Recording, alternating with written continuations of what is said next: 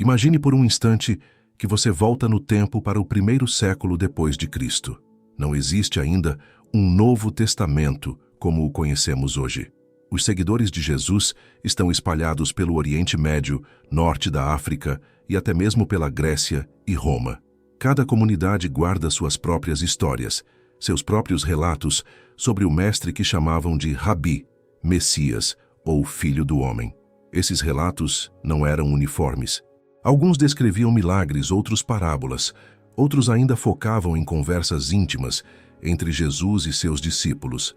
Havia evangelhos que falavam de Maria Madalena como discípula próxima, evangelhos que apresentavam Judas não como traidor, mas como aquele que compreendeu a verdadeira missão de Cristo.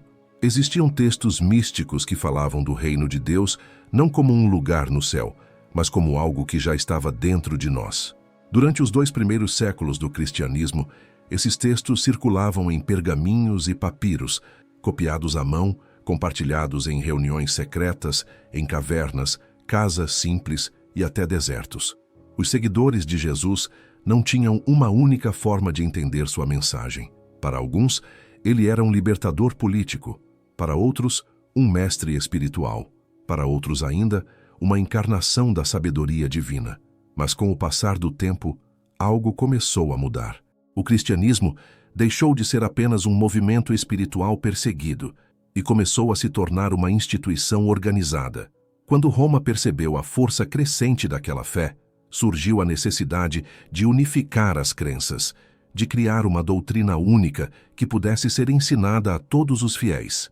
E aqui está o ponto crucial. Para que isso acontecesse, era preciso escolher quais textos seriam considerados verdadeiros e quais seriam condenados como falsos.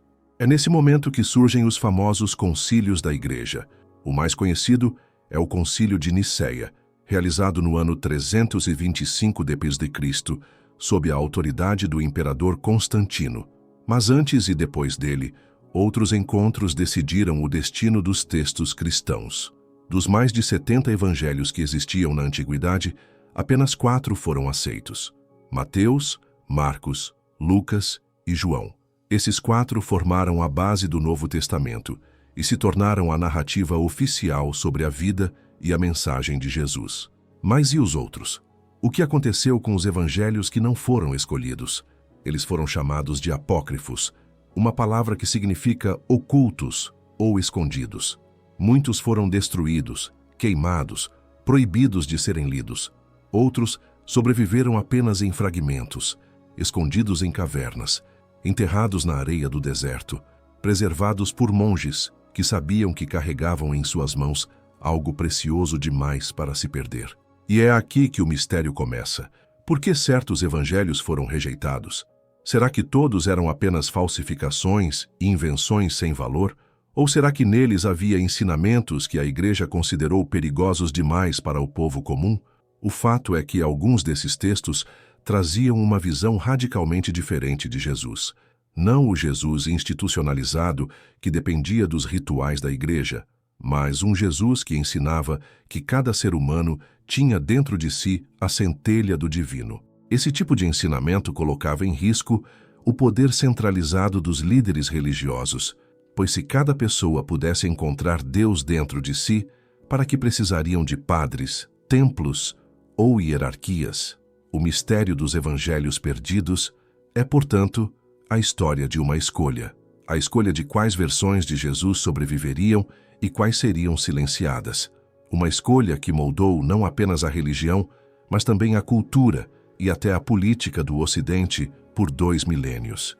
Hoje, quando ouvimos falar desses textos apócrifos, muitas vezes eles são tratados como curiosidades, como lendas ou como heresias antigas. Mas para quem se aprofunda em sua leitura, fica claro que eles carregam uma visão de Cristo que pode transformar a forma como entendemos o espiritual. E a pergunta que ecoa é inevitável: será que conhecemos o verdadeiro Jesus ou apenas aquele que foi permitido pela história oficial? Entre os muitos textos apagados da história, um deles se destaca como uma das maiores descobertas do século XX, o Evangelho de Tomé. Encontrado em 1945, na região de Nag Hammadi, no Egito, esse evangelho ficou enterrado por quase 1.600 anos, escondido dentro de jarros de argila, protegido pela areia do deserto. Era como se o tempo tivesse guardado em silêncio uma mensagem que a igreja tentou apagar. Mas por que esse texto foi considerado tão perigoso?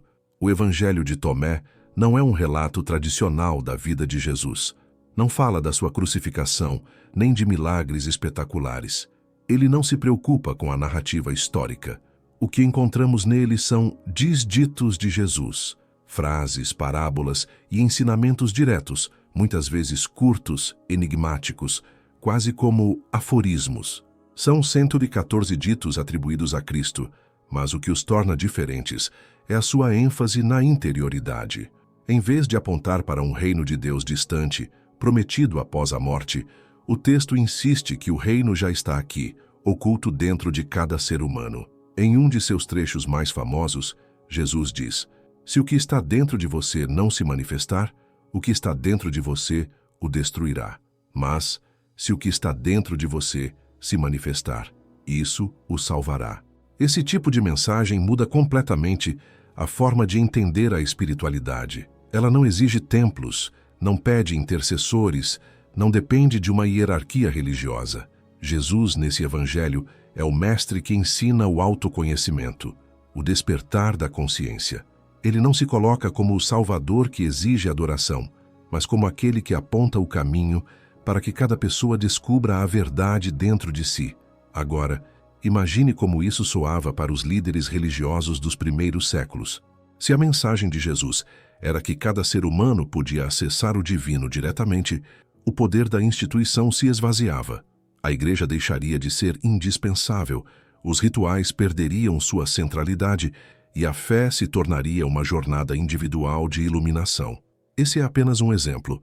Outro texto proibido que mexeu profundamente com a tradição foi o Evangelho de Maria Madalena. Nele, Maria não aparece como uma simples seguidora, mas como alguém que recebe revelações secretas de Jesus, sendo vista até mesmo como aquela que compreendeu melhor a sua mensagem. Isso é um golpe direto contra a narrativa oficial, que sempre buscou reduzir o papel das mulheres no cristianismo primitivo. Imagine se, desde o início, a fé tivesse reconhecido Maria Madalena não como pecadora arrependida, mas como a discípula mais próxima e iluminada. Será que a história da igreja, marcada por séculos de patriarcado, teria sido a mesma? Há ainda o Evangelho de Judas, descoberto em meados do século XX, que apresenta uma visão radicalmente oposta da tradicional.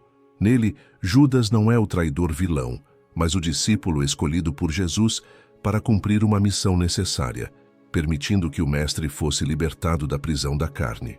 Essa visão choca não apenas por reabilitar Judas, mas também por mostrar que Jesus tinha uma compreensão completamente diferente do sacrifício e da morte. Esses textos foram chamados de heréticos porque apresentavam um Cristo que não dependia da cruz, não dependia do dogma, e não colocava a igreja como mediadora entre Deus e os homens. Eram evangelhos que apontavam para a liberdade espiritual, e a liberdade sempre assusta aqueles que querem controlar. Por isso, eles foram proibidos. Não era apenas uma questão de teologia, mas de poder. A igreja nascente precisava de unidade, precisava de controle sobre a narrativa, e para isso, certos evangelhos tinham que ser silenciados. Mas a verdade tem um estranho jeito de ressurgir. Como sementes guardadas no deserto, esses textos voltaram à luz nos últimos séculos. Hoje, eles nos permitem ver que a história do cristianismo poderia ter seguido outros caminhos. Caminhos mais místicos, mais libertadores, menos presos às estruturas de poder. O Evangelho de Tomé, o de Maria, o de Judas e tantos outros não foram escritos por inimigos da fé, mas por pessoas que também buscavam compreender Jesus. Eles mostram que, desde o início, existia uma diversidade enorme de interpretações e que a escolha do Jesus oficial foi apenas uma entre muitas possibilidades. E isso nos leva a uma pergunta desconfortável, mas inevitável. Será que a imagem de Cristo que herdamos é realmente a mais próxima da verdade? Ou é apenas aquela que sobreviveu porque servia aos interesses de quem detinha o poder? Quando abrimos os chamados evangelhos proibidos, nos deparamos com uma imagem de Jesus que contrasta radicalmente com a que aprendemos nos púlpitos das igrejas e nas catequeses da infância. É quase como se existissem dois Cristos: o Cristo oficial, moldado pela tradição, e o Cristo oculto, preservado em textos banidos, quase como um tesouro enterrado na areia da história. Nos evangelhos canônicos, Jesus aparece como o Filho de Deus que realiza milagres para provar sua divindade, que morre na cruz para salvar a humanidade e que ressuscita para derrotar a morte. É uma narrativa poderosa, sem dúvida, mas fortemente ligada a uma teologia de sacrifício, culpa e redenção mediada pela Igreja. Já nos evangelhos apócrifos, o que encontramos é um Jesus mais humano e, ao mesmo tempo, mais místico. Um mestre que não exige adoração, mas compreensão. Que não fala apenas de mandamentos, mas de transformação interior. Que não apresenta o reino de Deus como um prêmio futuro, mas como uma realidade presente, acessível aqui e agora, para quem tiver olhos para ver. No Evangelho de Tomé, por exemplo, Jesus repete diversas vezes que a chave da salvação está dentro de nós. Ele diz: "O reino está dentro de vós e está fora de vós. Quando conhecerdes a vós mesmos, sereis conhecidos, e sabereis que sois filhos do Pai vivo." Essa frase sozinha já poderia mudar completamente o cristianismo. Em vez de um caminho baseado na obediência a uma instituição, o foco se torna o autoconhecimento, o despertar da centelha divina em cada ser humano. Esse é um Jesus que parece mais próximo das tradições místicas do Oriente, como o budismo ou o hinduísmo, onde o mestre aponta para dentro e não para fora. É um Jesus que lembra os grandes sábios da antiguidade, como Sócrates, que dizia: "Conhece-te a ti mesmo e conhecerás os deuses e o universo." No Evangelho de Maria Madalena, encontramos outro contraste fascinante. Ali, Maria aparece como a discípula que compreendeu a mensagem mais profunda de Cristo. Enquanto os outros apóstolos discutem, duvidam e questionam, Maria se ergue como aquela que recebeu diretamente do Mestre ensinamentos secretos sobre a alma e sua libertação. Isso revela um Jesus que confiava o conhecimento não apenas aos homens, mas também às mulheres, algo radical para a sua época, e que romperia completamente com a tradição patriarcal que dominou a Igreja depois. E o que dizer do Evangelho de Judas?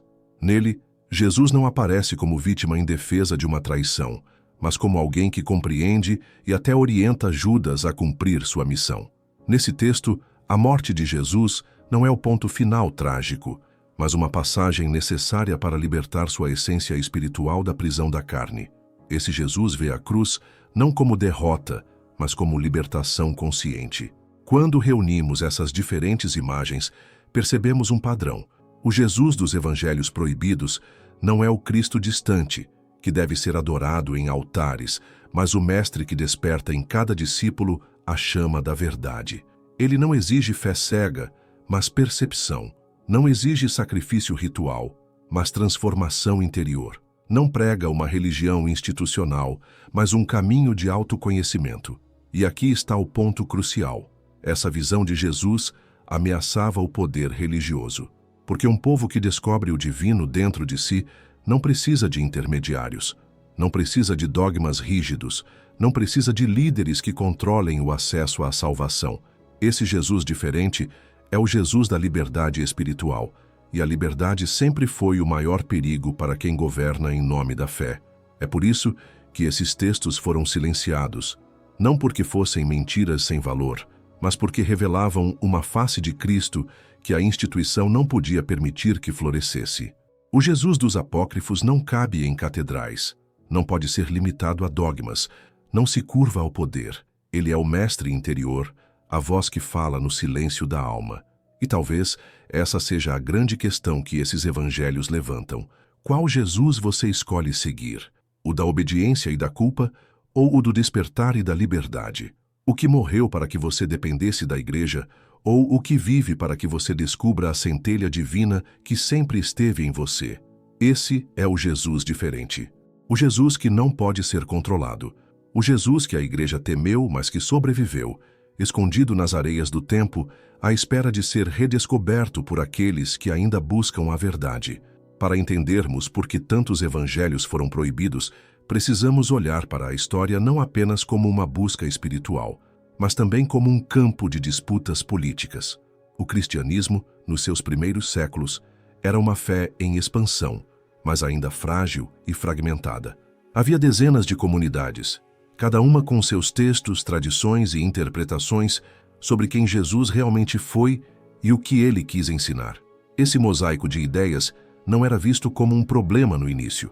Pelo contrário, nos séculos I e II, a diversidade era a marca da fé.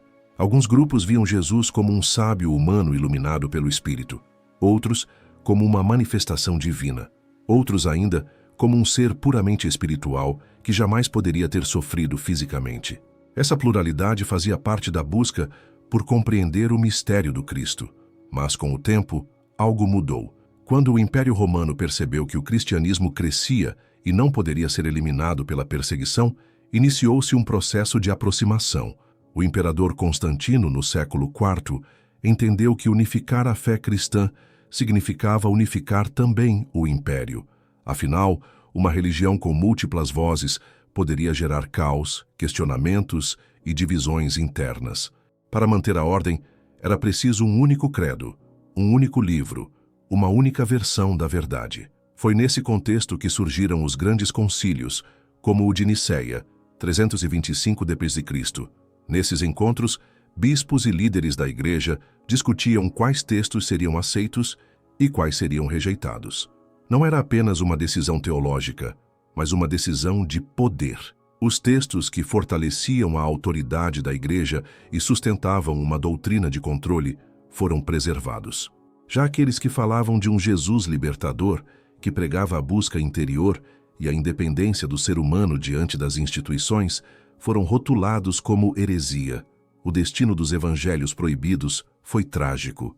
Muitos foram queimados em fogueiras públicas, numa tentativa de apagar qualquer rastro. Outros foram confiscados e trancados em bibliotecas secretas, acessíveis apenas a poucos. Alguns sobreviveram porque monges e fiéis arriscaram suas vidas para escondê-los em cavernas, jarros de argila e desertos distantes.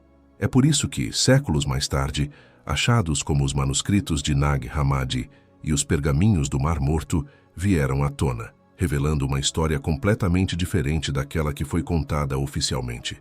Mas por que esses textos eram tão perigosos?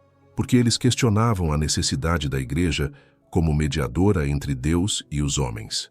Se Jesus dizia que o reino de Deus estava dentro de cada pessoa, então não era preciso um padre, um bispo ou um papa para acessá-lo. Se Maria Madalena aparecia como discípula iluminada, então o monopólio masculino sobre o sagrado era abalado. Se Judas era visto não como traidor, mas como colaborador, então toda a teologia da culpa e do sacrifício perdia seu sentido central. A Igreja sabia que não poderia permitir que essas ideias circulassem livremente. Controlar os textos significava controlar a fé.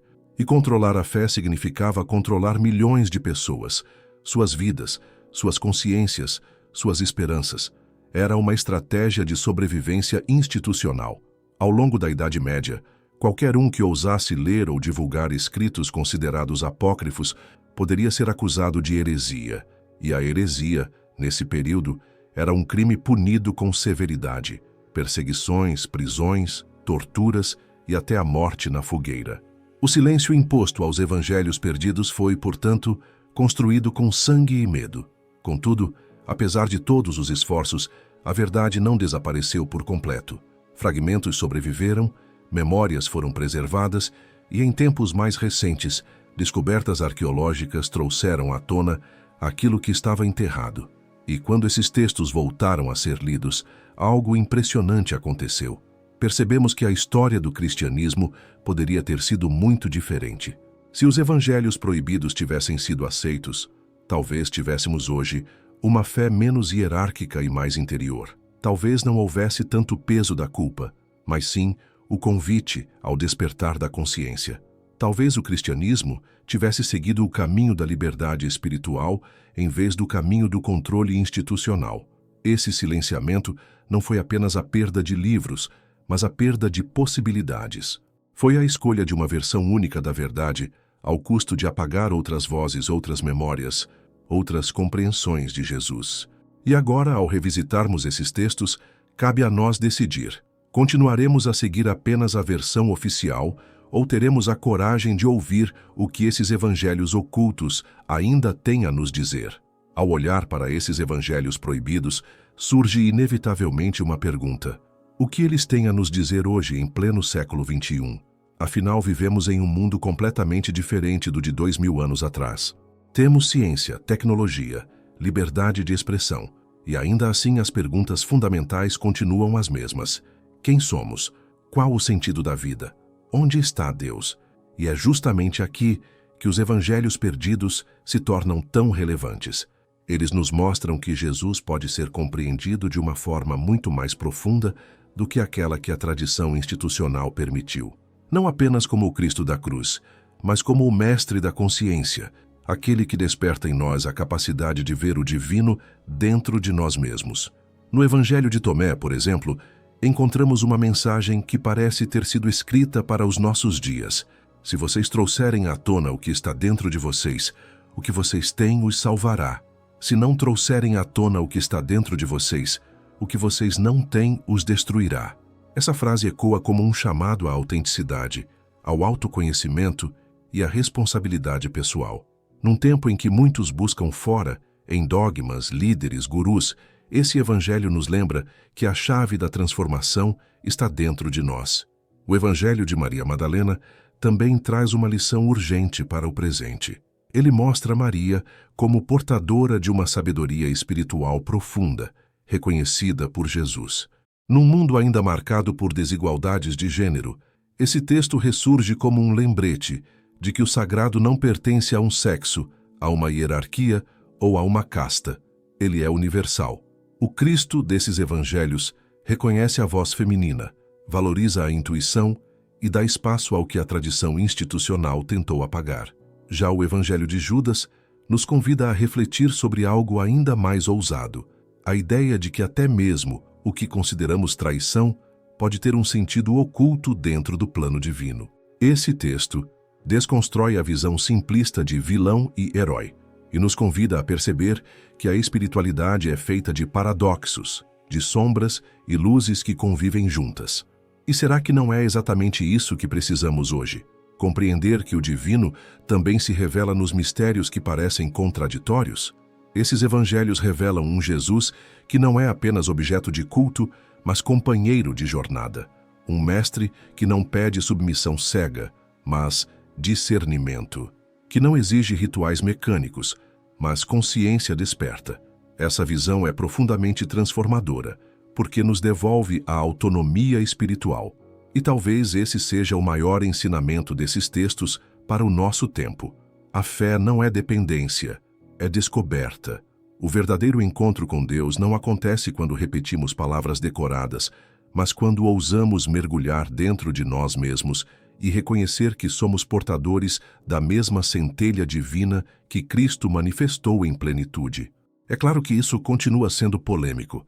Afinal, uma espiritualidade baseada no autoconhecimento ameaça qualquer sistema que dependa do medo ou do controle. Ainda hoje, em muitas tradições religiosas, falar de autonomia espiritual é visto como rebeldia. Mas será que não foi justamente esse espírito de liberdade que Jesus trouxe ao mundo? Quando lemos esses evangelhos com olhos sinceros, percebemos que eles não são uma ameaça à fé. Pelo contrário, são um convite a aprofundá-la. Eles não tiram o valor dos evangelhos canônicos, mas ampliam a visão sobre Cristo, revelando dimensões que ficaram escondidas. Para nós, hoje, a grande revelação é esta: Jesus não veio fundar uma religião, mas despertar consciências. Ele não veio criar muros, mas abrir portas. Não veio erguer tronos de poder, mas ensinar que o reino de Deus já está dentro de nós, esperando apenas ser reconhecido. O que esses evangelhos nos dizem, portanto, é que o verdadeiro caminho não está em buscar um Salvador externo que resolva nossos problemas, mas em ativar o Cristo interior que já habita em cada um de nós. Esse é o segredo que a Igreja temeu, mas que agora volta à luz para quem estiver pronto a ouvir.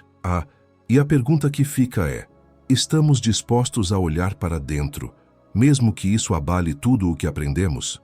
Estamos prontos para conhecer esse Jesus diferente que não cabe nos limites da religião, mas pulsa na profundidade da alma.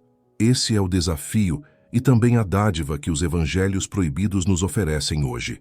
Se esses evangelhos tivessem sido aceitos, talvez a história do cristianismo fosse completamente diferente. Talvez a fé não tivesse se tornado um sistema de controle, mas um caminho de libertação interior. O que você faria se descobrisse que a verdadeira mensagem de Jesus não está na obediência, mas no despertar da sua própria luz? Esse é o segredo do evangelho proibido. O Jesus que eles não queriam que você conhecesse. Se esse vídeo te fez refletir, compartilhe com alguém que também precisa conhecer essa verdade escondida. E não se esqueça de se inscrever no canal para mais revelações.